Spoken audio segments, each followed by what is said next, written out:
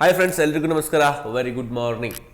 ಕೆಂಪೇಗೌಡರ ನಾಡು ಭಾರತದಲ್ಲೇ ತುಂಬಾನೇ ಪ್ರಸಿದ್ಧಿ ಪಡೆದಿರುವಂತಹ ಜಿಲ್ಲೆ ಇದು. ಕರ್ನಾಟಕ ರಾಜ್ಯದ ರಾಜಧಾನಿ ಬೆಂಗಳೂರು. ಎಸ್, ಇವತ್ತಿನ ಈ ಸಂಚಿಕೆಯಲ್ಲಿ ಬೆಂಗಳೂರು ನಗರದ ಬಗ್ಗೆ ಮಾಹಿತಿಯನ್ನು ತಿಳಿದುಕೊಳ್ಳೋಕೆ ಹೊರಟಿದ್ದೀವಿ. ಹಾಗಾದರೆ ಬೆಂಗಳೂರು, ಅಲ್ಲಿನ ಜನಸಂಖ್ಯೆ, ಅದರ ವಿಶೇಷತೆ, ಅದರ ಹಿಂದಿನ ಇತಿಹಾಸ ಏನೆಂದು ಇವತ್ತಿನ ಈ ಸಂಚಿಕೆಯಲ್ಲಿ ತಿಳಿದುಕೊಳ್ಳೋಣ ಬನ್ನಿ. ಫ್ರೆಂಡ್ಸ್, ಇದುವೇ ಬೆಂಗಳೂರು. ಇದು ಕರ್ನಾಟಕದ ರಾಜಧಾನಿಯಾಗಿದ್ದು ಕರ್ನಾಟಕದ ಅತಿ ದೊಡ್ಡ ನಗರ ಎಂಬ ಹೆಗ್ಗಳಿಕೆಗೂ ಇದು ಪಾತ್ರವಾಗಿದೆ. ಕೇವಲ ಕರ್ನಾಟಕವಷ್ಟೇ ಅಲ್ಲದೆ ಭಾರತದಲ್ಲೇ ಬೆಂಗಳೂರು ಪ್ರಸಿದ್ಧಿಯನ್ನ ಪಡೆದಿದ್ದು the silicon valley of India, IT hub ಎಂದೆಲ್ಲ ಹಲವು ಹೆಸರುಗಳಿಂದ ಇದು ಪ್ರಸಿದ್ಧಿ ಪಡೆದಿದೆ. ಇದು ಅತ್ಯಂತ ವೇಗವಾಗಿ ಬೆಳೆಯುತ್ತಿರೋ ಭಾರತದ ಒಂದು ಜಿಲ್ಲೆ ಎಂದರೂ ತಪ್ಪಾಗಲಾರದು. ಟಿಸಿಎಸ್, ವಿಪ್ರೋ, ಗೂಗಲ್ ಮತ್ತು ಐಬಿಎಂ ನಂತಹ ವಿಶ್ವ ಪ್ರಸಿದ್ಧ ಕಂಪನಿಗಳು ಬೆಂಗಳೂರಿನಲ್ಲಿವೆ. ಅಷ್ಟೇ ಯಾಕೆ, ಬೆಂಗಳೂರನ್ನ ಇಂಡಿಯಾ ಸ್ಟಾರ್ಟ್ಅಪ್ ಹಬ್ ಎಂತಲೂ ಕರೆಯಲಾಗುತ್ತೆ. ಹೌದು, ವರ್ಷಕ್ಕೆ ಸಾವಿರಾರು ಹೊಸ ಸ್ಟಾರ್ಟ್ಅಪ್ಗಳು ಇಲ್ಲಿ ಶುರುವಾಗುತ್ತೆ. ಕರ್ನಾಟಕದ ದಕ್ಷಿಣ ಭಾಗದಲ್ಲಿರೋ ಬೆಂಗಳೂರಿನ ವಿಸ್ತೀರ್ಣ 741 ಸ್ಕ್ವೇರ್ ಕಿಲೋಮೀಟರ್ನಷ್ಟಿದೆ. 2011ರ ಜನಗಣತಿಯ ಪ್ರಕಾರ ಬೆಂಗಳೂರಿನ ಪಾಪ್ಯುಲೇಷನ್ 95 ಲಕ್ಷ ಎಂದು ಹೇಳಲಾಗಿದೆ. ಅದರಲ್ಲಿ 60% ಜನರಂತೂ ಬೇರೆಡೆಯಿಂದ ಬಂದವರೇ ಆಗಿದ್ದಾರೆ. ತಮಿಳುನಾಡು, ಬಿಹಾರ, ಯುಪಿನಂತಹ ಹಲವು ರಾಜ್ಯದ ಜನರು ಬೆಂಗಳೂರಿನಲ್ಲಿ ವಾಸವಿದ್ದಾರೆ. ಇದೇ ಕಾರಣಕ್ಕೆ ಈ ನಗರದ ಎಕಾನಮಿ ತುಂಬಾನೇ ಹೆಚ್ಚಲು ಕಾರಣವಾಗಿದೆ. ಸದಾ ಜನಜಂಗುಳಿಯಿಂದ ತುಂಬಿ ತುಳುಕುವ ರಸ್ತೆಗಳು, ಗಗನ ಚುಂಬಿ ಕಟ್ಟಡಗಳು, ದೊಡ್ಡ ದೊಡ್ಡ ಮಾಲ್ಗಳು ಇವೆಲ್ಲ ನಮಗೆ ಇಂದಿನ ಬೆಂಗಳೂರಿನಲ್ಲಿ ಕಾಣಸಿಗುತ್ತೆ.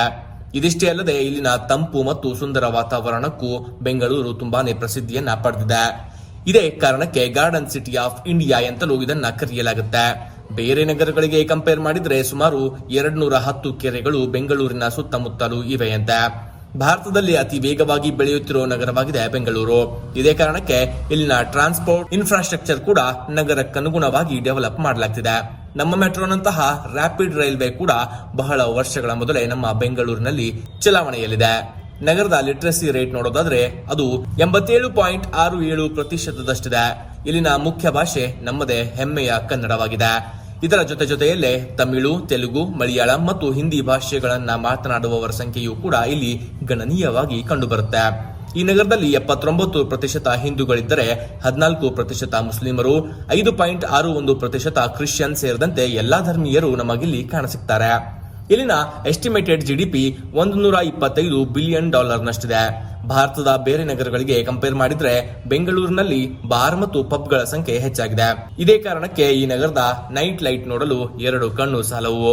ಇಲ್ಲಿನ ಪಬ್ಗಳಲ್ಲಿ ಲೇಟ್ ನೈಟ್ ವರೆಗೂ ಕುಣಿತ ಎರಡನ್ನೂ ನಾವು ಕಾಣಬಹುದಾಗಿದೆ. ದೇಶದ ಬೇರೆ ನಗರಗಳಿಗೆ ಕಂಪೇರ್ ಮಾಡಿದ್ರೆ ರಸ್ತೆ, ರೈಲು ಮತ್ತು ಆಕಾಶ ಮಾರ್ಗದಲ್ಲೂ ಕೂಡ ಹಲವು ರೀತಿಯ ಆಧುನಿಕ ವ್ಯವಸ್ಥೆಗಳು ನಮಗಿಲ್ಲಿ ದೊರಕುತ್ತೆ. ಬೆಂಗಳೂರಿನ ಮುಖ್ಯ ರೈಲ್ವೆ ನಿಲ್ದಾಣ Bengaluru city central railway station ಆಗಿದೆ. ಇದನ್ನ ಹೊರತುಪಡಿಸಿ ಇಲ್ಲಿ ಇನ್ನೂ 6 ಸ್ಟೇಷನ್ಗಳನ್ನ ಕೂಡ ನಾವು ಕಾಣಬಹುದಾಗಿದೆ. ಅಷ್ಟೇ ಅಲ್ಲದೆ ಬೆಂಗಳೂರಿನಲ್ಲಿ ಇಂಟರ್ನ್ಯಾಷನಲ್ ಏರ್ಪೋರ್ಟ್ ಕೂಡ ಇದೆ. ಇದು ಭಾರತದ ಬ್ಯುಸಿಯೆಸ್ಟ್ ಏರ್ಪೋರ್ಟ್ಗಳಲ್ಲಿ ಒಂದಾಗಿದೆ. ಕೊನೆಯದಾಗಿ ಈ ನಗರದ ಇತಿಹಾಸ ಮತ್ತು ಕೆಲ ಪ್ರಮುಖ ಸ್ಥಳಗಳ ಬಗ್ಗೆ ತಿಳಿದುಕೊಳ್ಳೋಣ ಬನ್ನಿ. 890 ವರ್ಷಗಳ ಹಳೆಯ ಇತಿಹಾಸ ಬೆಂಗಳೂರಿಗಿದೆ ಎಂದು ಹೇಳಲಾಗುತ್ತೆ. ಅಂದು ಇದನ್ನ ಕಲ್ಯಾಣಪುರಿ ಅಥವಾ ಕಲ್ಯಾಣಪುರ ಎಂದು ಕರೆಯಲಾಗ್ತಿತ್ತು. ಇದು ವಿಜಯನಗರ ಸಾಮ್ರಾಜ್ಯದ ಭಾಗವಾಗಿತ್ತು. ನಂತರ ಮೊಘಲರು ಮತ್ತು ಬ್ರಿಟಿಷರು ಕೂಡ ಬೆಂಗಳೂರಲ್ಲಿ ಆಳ್ವಿಕೆ ಮಾಡಿದ್ದಾರೆ. ನಾವೇನಾದ್ರೂ ಬೆಂಗಳೂರಿಗೆ ಭೇಟಿ ಕೊಟ್ಟರೆ Cubbon park, UB city mall, Vidhana Soudha, Lal Bagh, Bengaluru palace ಸೇರಿದಂತೆ ಇಲ್ಲಿನ MG ರೋಡ್ ಸುತ್ತಾಡೋದನ್ನ ಮಾತ್ರ ಮರಿಬೇಡಿ. ನೋಡುದಿಲ್ಲ ಫ್ರೆಂಡ್ಸ್, ನಮ್ಮ ಸುಂದರವಾಗಿರುವಂತಹ, ಬೃಹತ್ತಾಗಿರುವಂತಹ, ಇಡೀ ವಿಶ್ವದಲ್ಲೇ ಪ್ರಸಿದ್ಧಿಯನ್ನ ಪಡೆದಿರುವಂತಹ, ಎಲ್ಲ ಜನರು ಗುರುತಿಸುವಂತಹ ನಮ್ಮ ಕರ್ನಾಟಕದ ರಾಜಧಾನಿಯ ಬಗ್ಗೆ ಇವತ್ತು ನಾವು ಮಾಹಿತಿಯನ್ನು ನೋಡಿದ್ವಿ. ಮುಂದಿನ ಸಂಚಿಕೆಯಲ್ಲಿ ಮತ್ತೊಂದು ಹೊಸ ನಗರದ ಬಗ್ಗೆ ಮಾಹಿತಿಯೊಂದಿಗೆ ಮತ್ತೆ ಭೇಟಿ ಆಗ್ತೀನಿ. ನಮಸ್ಕಾರ.